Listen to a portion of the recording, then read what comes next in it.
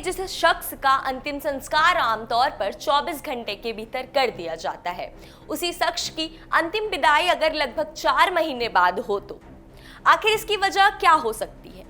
और सबसे बड़ा सवाल ये भी है कि ईरान के सर्वोच्च नेता के शव को अपने देश में दफनाने से पहले इराक क्यों ले जाया जा रहा है?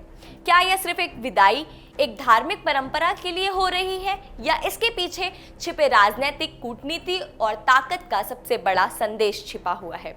आइए इस पूरे मामले को आसान भाषा में हम समझते हैं।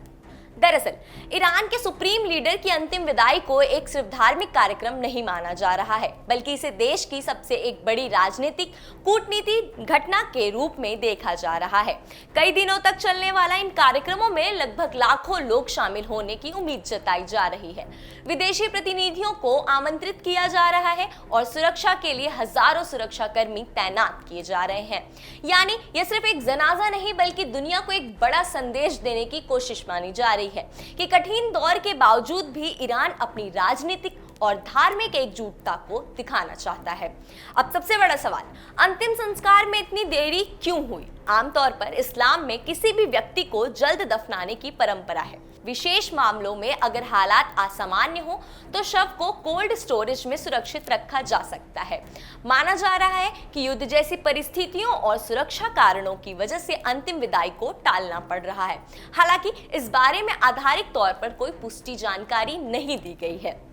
अब बात उस सवाल की कर लेते हैं जिसने ज्यादातर लोगों को ध्यान अपनी ओर खींच लिया है। आखिर शव को इराक क्यों ले जाया जा रहा है?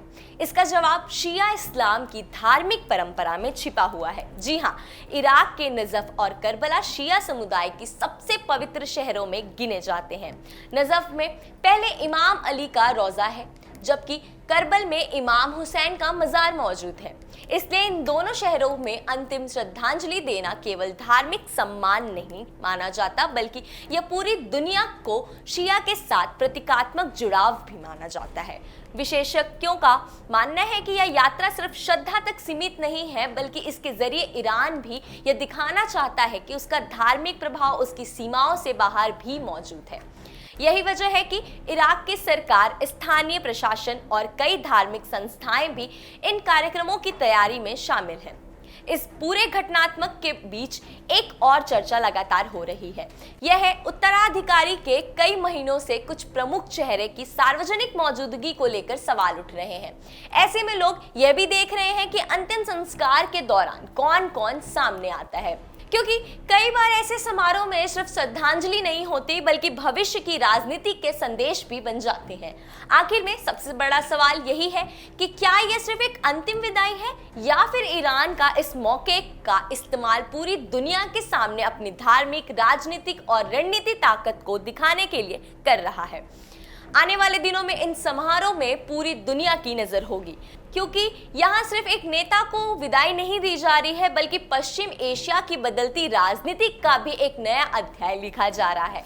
जी हाँ, फिलहाल इस वीडियो में इतना ही। फिर मिलती हूँ एक दिलचस्प स्टोरी के साथ। मैं हूँ सृष्टि त्रिपाठी। नमस्कार।